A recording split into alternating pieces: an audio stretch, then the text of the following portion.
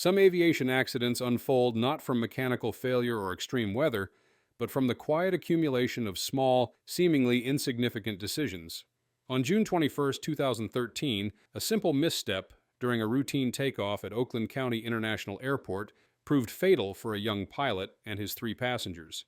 The aircraft, a dependable Cessna 172M, was in working order. The weather was nearly perfect. But the pilot, recently certified and transitioning from a different aircraft type, made one crucial mistake involving the flap system. What followed was a tragic lesson in how even a minor procedural oversight, rooted in habit and inexperience, can overpower good intentions and ideal conditions. This is what happened with November 9926 Quebec.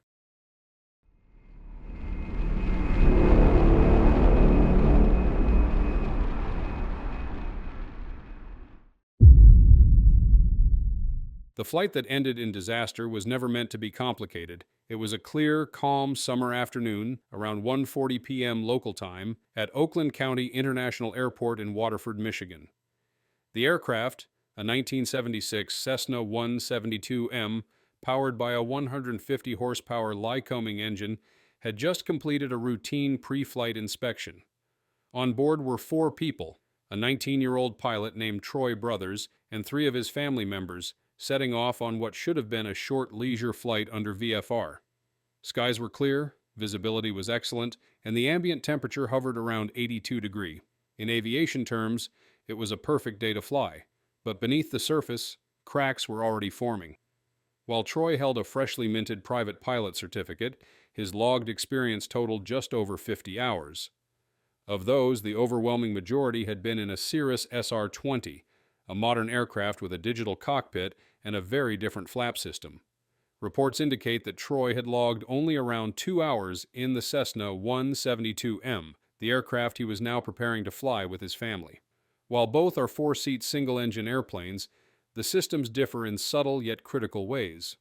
The aircraft itself was loaded near its maximum gross weight, an estimated 2,298 pounds out of a 2,300-pound limit, with 4 adults on board and approximately half of the fuel capacity.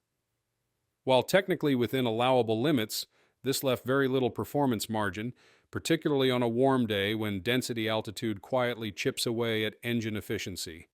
From the outside, it looked like a routine flight, but in reality, this was a pilot still adapting to a new aircraft, carrying precious cargo and operating on the edge of both his experience and the airplane's capabilities. At first glance, the numbers didn't seem alarming.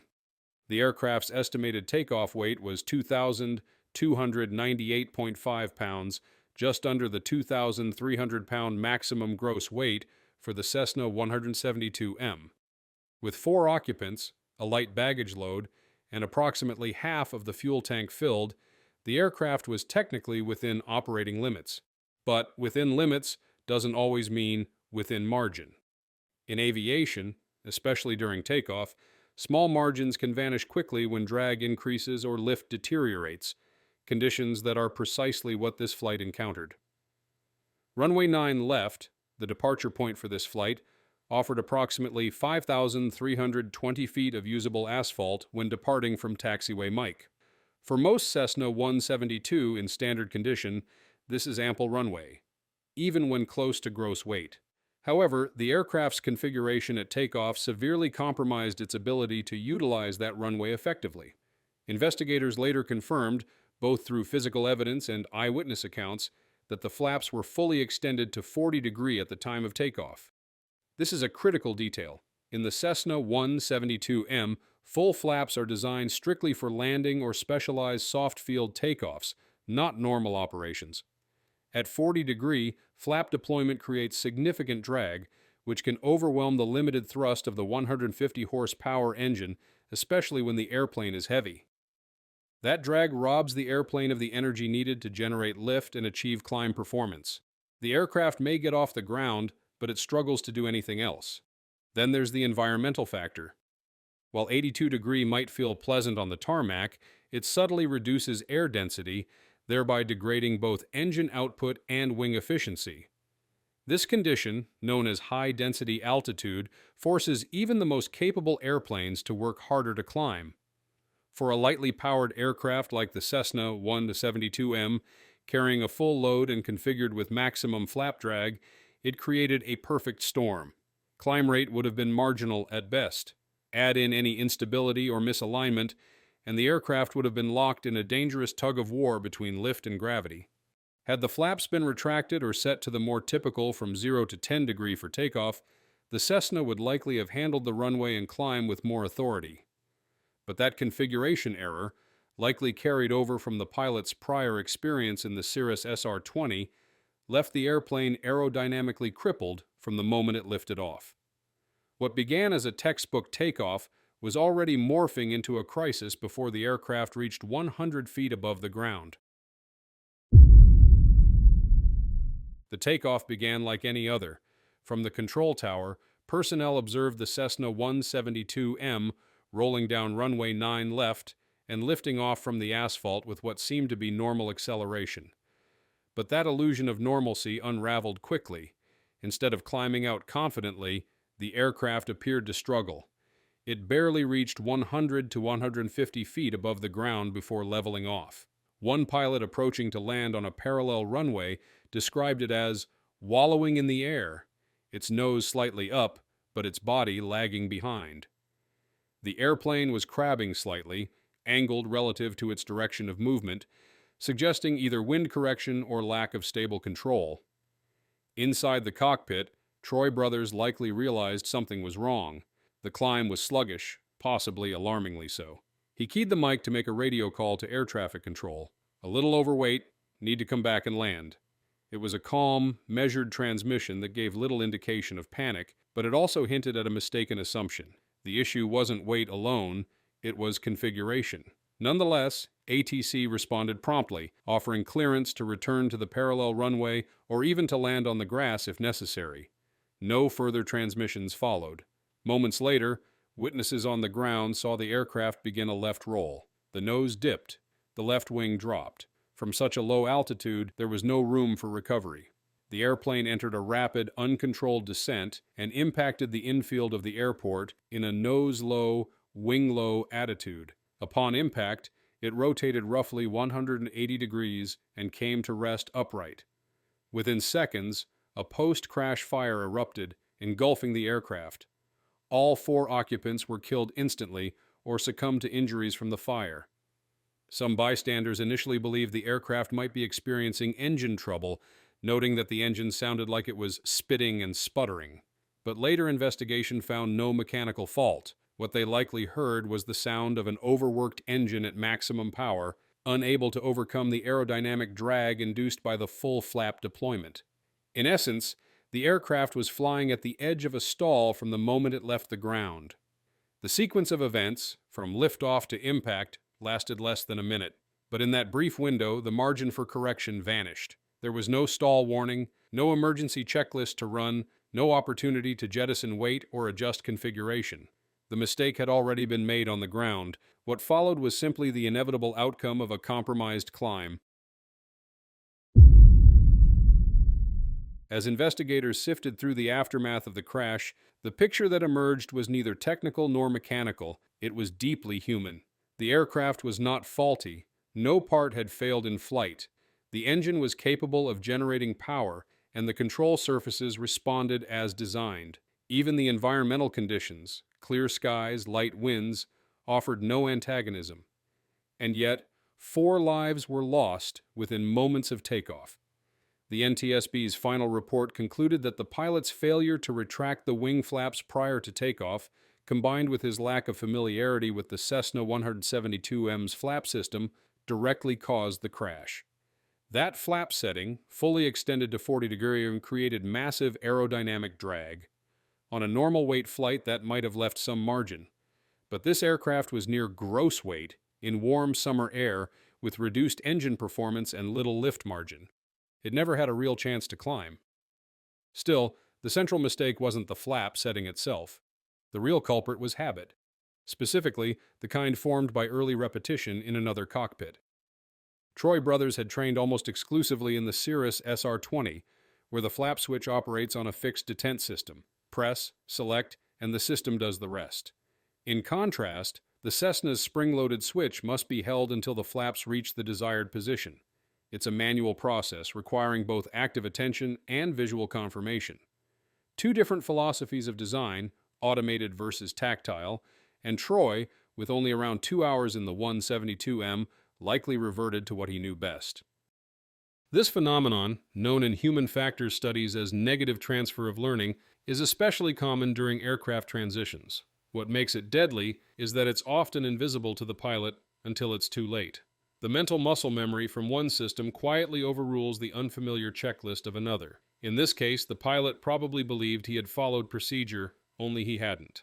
And tragically, there was no second chance. Supporting this theory were numerous eyewitness accounts. A pilot on approach watched the Cessna lift off, barely climbing, wallowing in the air with its flaps visibly extended. Others described the engine as spitting and sputtering, though investigators found no evidence of power plant failure. More likely, they were hearing a stressed engine operating at full throttle, trying to lift a drag-heavy aircraft with no aerodynamic support. One witness heard the engine go quiet, then recover again. Likely momentary pitch changes as the aircraft struggled for lift before entering an unrecoverable descent. Airport surveillance footage captured the final moments in chilling clarity. The plane climbs slowly, levels off, then abruptly rolls left and drops nose first into the ground. A plume of smoke follows. Audio recordings confirm the pilot's last words, a calm admission of being a little overweight and a request to return. Air traffic control responded immediately, offering options. But the cockpit remained silent after that. No mayday, no correction, no recovery. Every part of this event, the struggle to climb, the left wing drop, the muted radio, the abrupt impact, speaks to a cognitive mismatch between pilot and aircraft. Troy was not reckless, nor was he cavalier. He was simply unfamiliar, undertrained in this specific airplane, and likely overwhelmed by subtle differences he hadn't yet internalized. His experience in a high-tech Cirrus led him to overlook one crucial mechanical detail in a simpler aircraft, one that still demanded precise discipline. The outcome was devastating, but the cause was painfully ordinary. A small oversight, rooted in habit and human nature, compounded by inexperience. In aviation, that's often all it takes. This accident wasn't a one-off. It followed a pattern that continues to kill pilots and passengers alike. Flap misconfiguration during takeoff, low-time pilots transitioning between aircraft, and small assumptions that turn fatal. And disturbingly, it's not uncommon. The 2018 crash of a Cessna 172L and the 2012 stall into trees caused by improper flap settings both stemmed from similar oversights. The same flaw, repeated, the pilot didn't truly know the aircraft. In general aviation, pilot error accounts for the overwhelming majority of fatal accidents, and a disproportionate number of those involve simple configuration mistakes, the kind that should be caught on a checklist, in a briefing, or during proper training. But too often, they aren't, especially when a pilot is transitioning between types. Let's be clear, this accident wasn't caused by bad weather, poor visibility, or mechanical failure. The aircraft was operational, the runway was long, the skies were clear. The failure was one of attention, discipline, and readiness. A flap lever left in the wrong position, unchecked, a checklist either skipped or misapplied. A mental model, shaped by experience in a Cirrus, transplanted into a very different machine. This is where the real lesson lies. Transition training must be rigorous. Familiarity with a new aircraft doesn't come from a couple of hours in the left seat. It comes from intentional practice, learning where systems differ, how controls behave, and what habits you must break. Assuming two airplanes are close enough is not just careless, it's deadly. Checklist use is non-negotiable. Flap position, trim, fuel selector, these are not things to verify by memory, especially when flying an aircraft that doesn't match your previous routine. There is no room for assumption at 100 feet AGL. Every step missed on the ground becomes irreversible in the air. And flying with passengers during this transition? It's premature. Carrying loved ones adds emotional weight that can subtly distort a pilot's priorities. It shifts focus from precision to reassurance, from procedure to confidence. But in those early hours in a new aircraft, the only thing a pilot should be focused on is mastery, not approval, not comfort, not showing the ropes. The Cessna 172M is not an unforgiving aircraft, but like all machines, it responds only to what it's given. Full flaps and near gross weight on a warm day, that's a demand it cannot meet. The systems didn't fail, the procedures didn't fail, the human system broke down. And that is the hard truth. It only takes one small mistake, made quietly, unconsciously, to undo everything that was going right. Every pilot, every instructor, every training program must take this seriously, because until we do, we will keep repeating this story. Different names, same mistake.